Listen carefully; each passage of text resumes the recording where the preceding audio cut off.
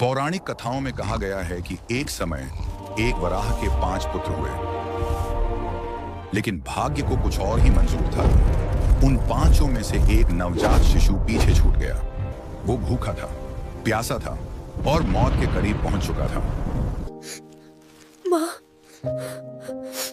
कोई है यहाँ? मुझे भूख लगी है। उसी समय माता पार्वती वहां से गुजरी।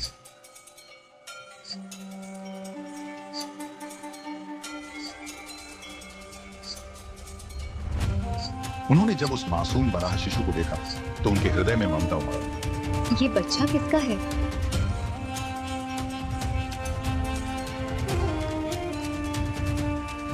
वे उसे लेकर कैलाश चली गई और उसका पालन पोषण अपने पुत्र समान करने लगी।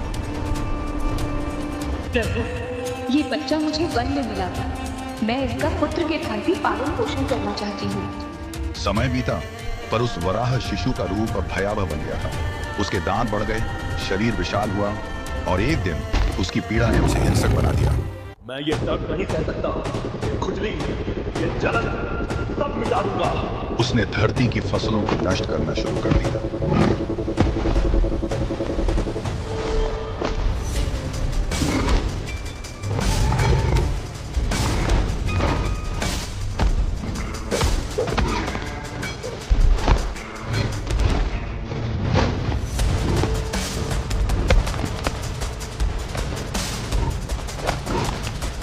लोग भूख से तड़पने लगे और संसार अराजकता में डूब गया।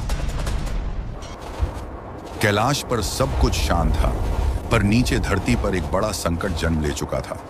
देवता भी असहाय थे और अब केवल महादेव ही कुछ कर सकते थे।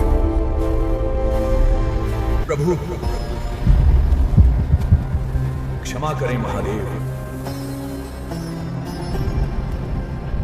क्या हुआ नंदी? वराह ने अपना संतुलन खो दिया है। उन्होंने क्रोध में आकर धरती की फसलों को नष्ट करना शुरू कर दिया। लोग भूख से तड़प रहे हैं और पूरा संसार अराजकता में डूब रहा है। अत्याचार चाहे देव का हो या दानव का, अन्याय सहा नहीं जाएगा। यह सुनकर माता पार्वती व्याकुल हो उठी। उन्होंने महादेव से प्रार्थना की, प्रभु, ये वही बच्चा है जिसे मैंने पुत्र की तरह पाला है। इसे मत मारिए। माता की प्रार्थना सुनकर महादेव ने उसका वध तो नहीं किया, पर उसे कैलाश से निष्कासित कर दिया। जा वराह, अब तू पृथ्वी पर जाएगा और अपने कर्मों का फल भुगतेगा। अपने अपराध का एहसास होने पर वराह ने महादेव और पार्वती से क्षमा मांगी। प्रभु, मुझसे भूल हुई, कृपा कर मार्ग दिखाइए। तब महादेव ने कहा, अब तू विनाश नहीं, रक्षण का प्रतीक होगा। धरती की हर फसल तेरी शरण में होगी। और उस दिन से वह वराह बन गया पंचूर्णी देव, धरती का रक्षक, न्याय का प्रतीक।